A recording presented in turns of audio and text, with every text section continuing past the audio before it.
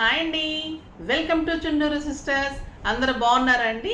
మేము కూడా చాలా చాలా ఫైన్ అండి. అందరికీ ముందుగా ఉగాది శుభాకాంక్షలు అండి. మీరందరూ హాయిగా ఉండాలి, హ్యాపీగా ఉండాలి. ప్రతి సంవత్సరం కంటే ఇంకా ఇంకా మంచిగా ఉండాలి. ప్రతి ఒక్కళ్ళు ఇంకా వృద్ధిలోకి రావాలి. మీరందరూ హ్యాపీగా ఉండాలని కోరుకుంటున్నాము.